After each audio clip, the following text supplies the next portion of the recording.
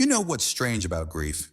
It lingers, not just in the heart, not just in the quiet corners of a memory, but in the air itself. It seeps into everything, clinging like the smell of smoke after a fire, refusing to leave no matter how many times you wash the walls or open the windows. Grief has a texture, a weight, a taste that sits heavy on the tongue. I can smell it the way I smell rain before it falls, sharp, metallic, and endless. To me, it smells like damp earth and salt, like rain-soaked lilies pressed against cold stone. It is a scent that never fades, not even when the seasons turn. My name is Rusty. I am not a young dog. My fur, once thick and copper red, has dulled into patches, thin along my sides. My ribs show through when I curl against the ground, and my eyes are clouded from years of dust and storms. I wandered too many miles, slept in too many alleys, and was chased away by too many people who saw me as nothing more than a nuisance. I have no home, no master, and no history worth telling, at least not the kind humans like to write down in books or carve into stones. But I have something else, something that called to me and kept me tethered to one place. For the last year, I have slept beside a grave. Every night, without fail, I curl against the cold earth, pressed close to the stone that marks a man's final resting place. I never knew the man buried there. I never saw his face or chased after his voice. I was not his loyal dog in life, not the one who fetched his boots or guarded his house. But still, something about this grave drew me in. Maybe it was the quiet. Maybe it was the flowers that were never allowed to wilt too long before being replaced. Or maybe it was her, the woman who came each morning with red-rimmed eyes and trembling hands. Eleanor, the widow. She belonged to him, and somehow, through her, I belonged here too. The first time I saw her, she was dressed in black, her veil fluttering in the autumn wind, her body bent forward as though the earth itself pulled her down. She carried lilies in her arms, white and fragile, like the way her voice cracked when she whispered his name. She didn't notice me at first. To her, I was just another stray, a shadow moving along the edges of her grief. I had seen that look before in humans, the way they turned their faces from me, refusing to let themselves see. But Eleanor was different. She lingered, her eyes resting on me a moment longer than most. And then, on one of those mornings, when her voice was raw and her shoulders shook with silent sobs, she whispered words that made the world shift for me. "You have his eyes." Her words were not meant for me, not really.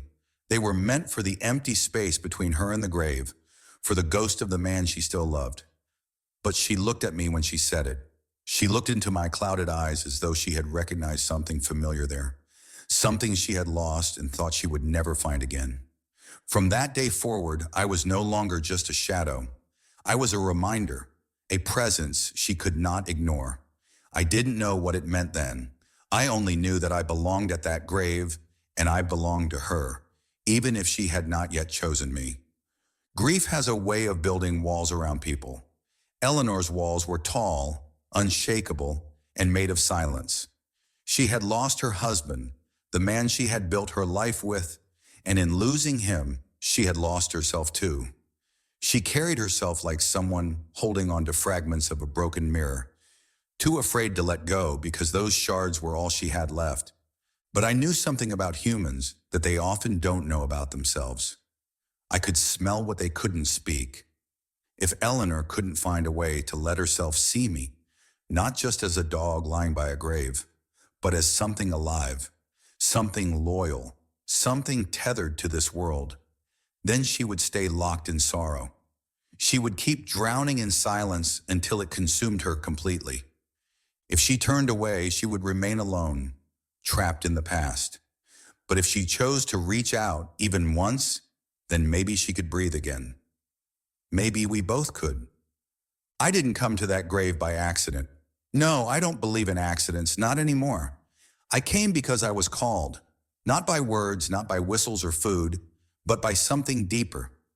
The man beneath the stone had left behind a love so powerful it still pulsed in the air. And I, an old stray with nothing left to claim, felt it and followed. For weeks I stayed there unnoticed. I curled up at night against the stone, shivering when the frost touched the ground, watching the fog creep between the headstones in the early mornings. The graveyard was quiet except for the crows that sometimes perched on the fence and the rustling of leaves across forgotten graves. But this grave, the one I chose, was never forgotten. Every day without fail, Eleanor came. She came with flowers, sometimes lilies, sometimes roses, always fresh and chosen with care. She knelt, her hands trembling as she arranged them in the vase. She whispered words only the dead could hear, words filled with memories and promises and loneliness so raw I could almost taste it in the air. And then, after she had spoken, she would sit in silence, staring at the name on the stone as though she could will it to answer her. At first, her eyes slid past me like I was nothing, a shadow, a shape. But slowly, things changed. Her gaze lingered. Her steps slowed when she saw me still there, always in the same place, always watching, always waiting. And then came the day she reached out, just the faintest brush of her hand against my head, her fingers trembling as though she were afraid of betraying the man she had lost. She pulled back quickly, guilt flashing across her face. But the moment had already happened. A connection had sparked, fragile as glass, but real. From then on, she touched me more often. At first, just the top of my head, then the side of my neck. Sometimes she even let her hand rest on my back as she whispered to the stone, as though my presence gave her permission to keep talking, to keep breathing. Our days settled into rhythm. She would cry, and I would stay. She would speak to her husband, and I would listen. She would rise to leave, and I would follow a few steps, stopping just short of her gate, because I knew she wasn't ready yet. But I also saw the cracks forming. Her hand lingered longer on my head. Her eyes softened before she pulled away. And when she walked home, I could hear her sobs through the silence, heavier than before, as though letting herself touch me had opened something inside her she wasn't ready to face.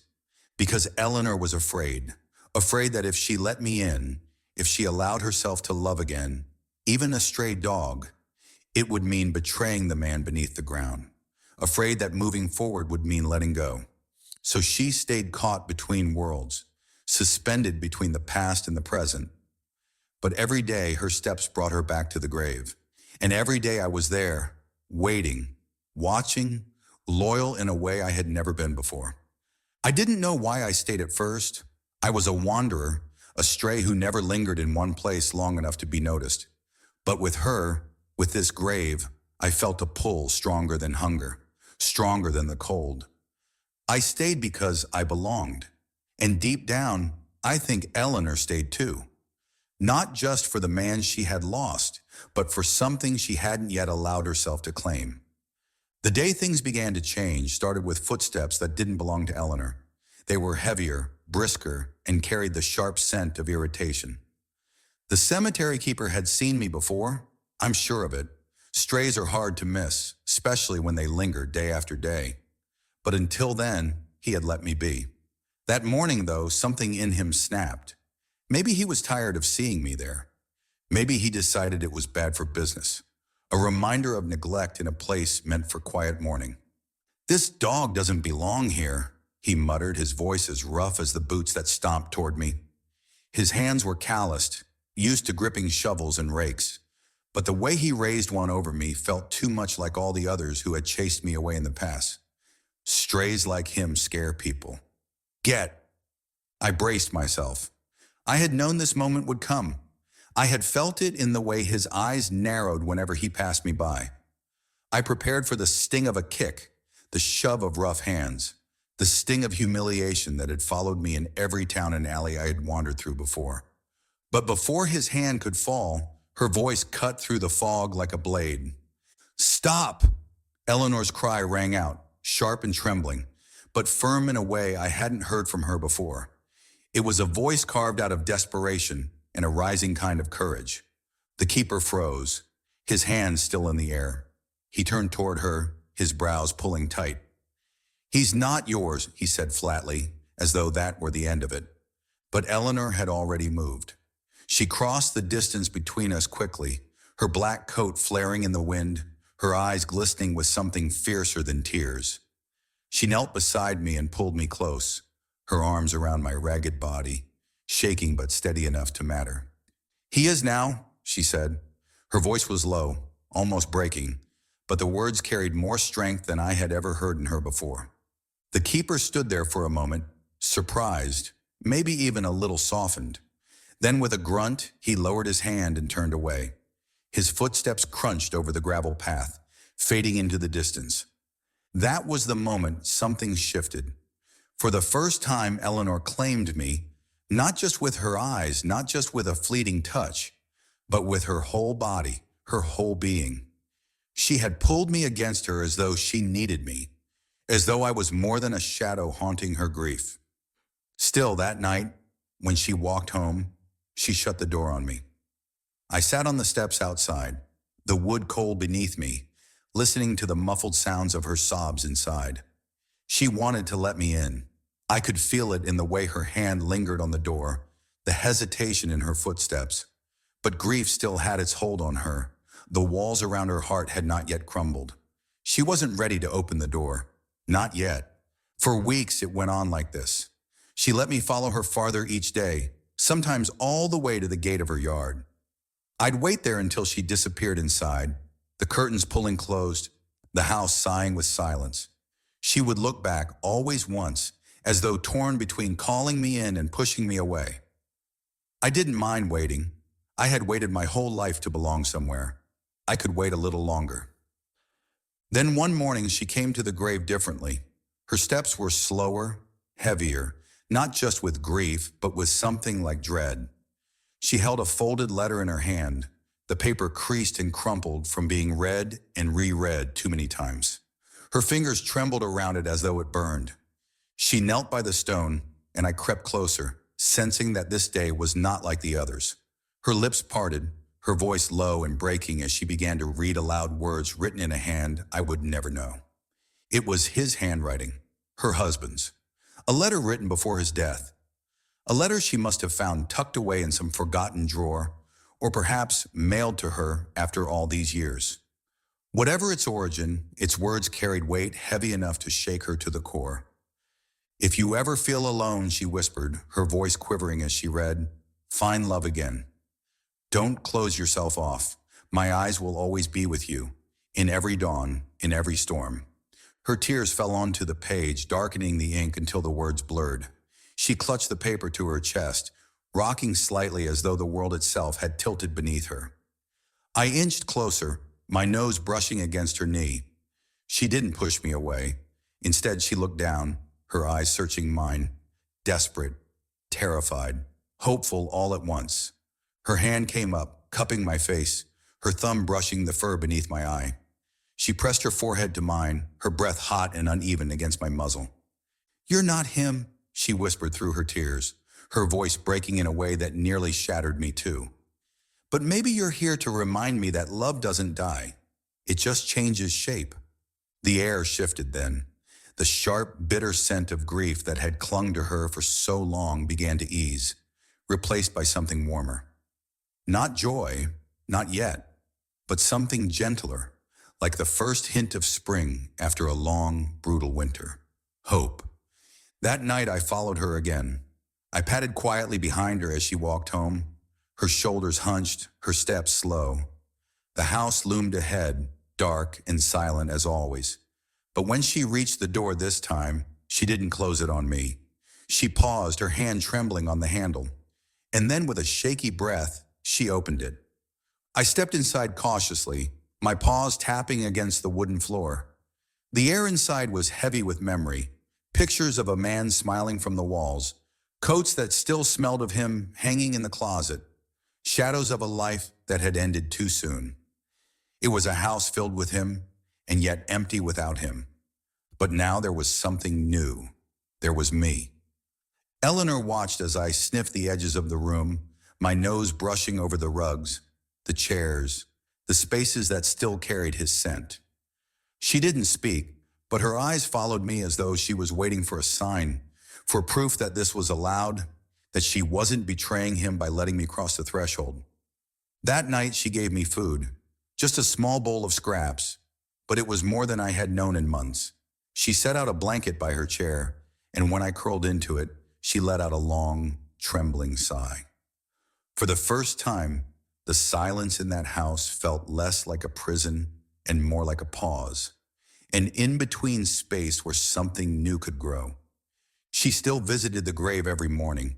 She still cried, still spoke to him, still left flowers. But now she went with me at her side, and when she left, she wasn't alone anymore. The grief hadn't vanished. It never would.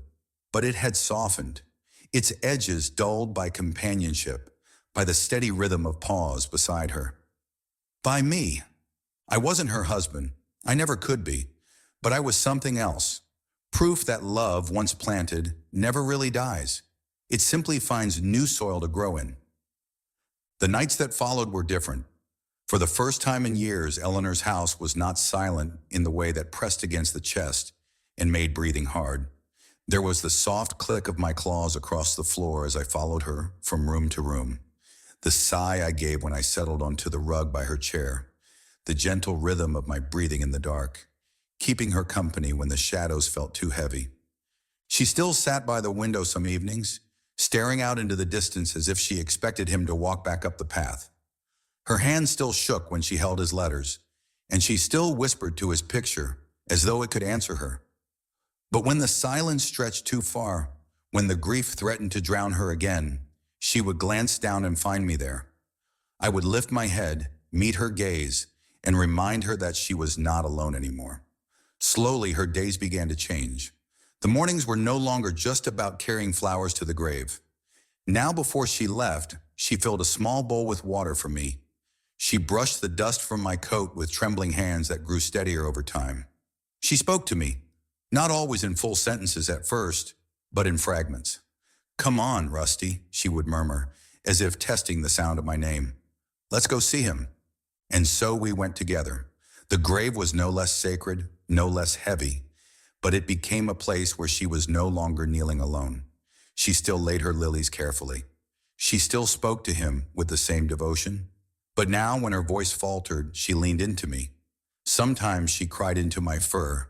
Sometimes she just rested her hand on my back, letting the warmth of my body remind her that love was still possible, still alive. Her grief didn't vanish. I don't think grief ever does.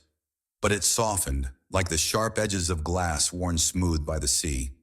The scent of sorrow that once clung to her like a shroud began to lift, replaced with something warmer, lighter. Not happiness, not yet, but something closer to peace. One evening, as the sky turned orange and purple, she sat on the porch with me, curled at her feet. Her voice broke the quiet. "You know," she whispered, looking at the horizon, "he used to sit here just like this. He'd tell me stories about the war, about his childhood, about the dreams he never got to chase. And when he was gone, I thought I'd never feel this again. This quiet, this peace." Her hand reached down, stroking the fur along my neck. "But with you, Rusty, I feel it. Not the same, never the same, but enough to remind me that I'm still alive, that I can still love." I pressed closer to her, my muzzle resting against her knee. I could smell the shift in her, not the sharp tang of sorrow, but the soft, steady scent of acceptance. It was the smell of someone who had begun to let go, not of love, but of pain. The turning point came quietly, almost without her realizing it. One stormy night, when the thunder rattled the windows and the wind howled like an angry ghost, she called me to her bed. "Come here," she said softly, patting the space beside her. I climbed up, cautious, unsure if I belonged in that sacred space still haunted by his absence. But when I curled against her, she wrapped her arms around me and held on, as though she had been waiting for this moment all along. That was when I knew her walls had finally begun to crumble. After that, the house changed. The curtains opened in the mornings, letting light spill across the floor. She hummed as she cooked, faint melodies that filled the air where silence once lived. She laughed, not often, but enough that I began to recognize the sound as part of her again. She still visited the grave, but she went with lighter steps. She still spoke to him, but her words no longer carried the weight of desperation. They were softer, more like a conversation with a memory than a plea for someone to return. And always I was there, no longer outside the fence, no longer at a distance, but at her side where I belonged. I knew I could never be him. I could never fill the place he once held in her life. But I didn't need to. That wasn't why I had come. I was there to remind her that love, once planted, never dies. It grows. It finds new shapes. It continues. You know what I've learned lying by that grave, living in that house, watching her heal piece by piece? Humans think love ends when someone is buried. They think graves hold the last word, that death is a final curtain. But it isn't. Not really. Love doesn't end. It lingers. It transforms. It waits for us in different forms, in different eyes, in unexpected places. Eleanor still loves the man beneath the stone. She always will. But she also loves me. Not as a replacement, but as a continuation. As a reminder that her story didn't end with loss, but found another chapter in companionship. Sometimes, late at night, I see her looking at me with that same trembling recognition she had the first time. "You have his eyes," she whispers still, though her voice no longer breaks when she says it.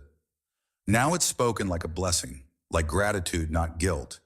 If you are grieving, if you've lost someone you thought you couldn't live without, remember this. Sometimes love comes back to you when you least expect it. Sometimes it waits in the steady gaze of a companion. Sometimes it arrives on quiet pause and leans into your sorrow until the silence softens. Because family isn't just who we've lost. It's who we choose to hold on to now. Tonight, as I curl at the foot of Eleanor's bed, listening to the steady sound of her breathing, I understand something clearly. Blood ties us to the past. Memories tie us to what we've lost. But love carries us forward. Love chooses us again and again. No matter the form it takes, the grave still stands, lilies still bloom against the stone, and the wind still sings through the cemetery gates. But the sharp edge of grief is gone. What remains is love, warm, steady, chosen love that smells like home. This is what I have learned in my wandering years. The best families are not just born. They are made, one choice at a time. One act of staying instead of leaving, one moment of love at a time. And as the house settles into its quiet rhythm, her gentle humming, the clock ticking, the promise of dawn waiting beyond the window, I am grateful. Grateful to have found her. Grateful to have been found in return. Grateful to know that somewhere in this complicated world, love was enough to heal what grief tried to destroy. If you are someone who chooses to love, whether you are a step-parent, an adoptive parent, a mentor, or simply someone who stays when leaving would be easier, know this: your choice matters, your love matters, you matter. And if you are someone who has been chosen, someone who has been loved not because someone had to, but because someone wanted to, then you already know the most beautiful truth of all. The best families aren't written in bloodlines or bound by stone. They are written in the heart, one choice at a time. So if you've listened to this story and felt something stir inside you, remember Eleanor. Remember me. Remember that love never truly ends. It just waits sometimes for you to be brave enough to open the door.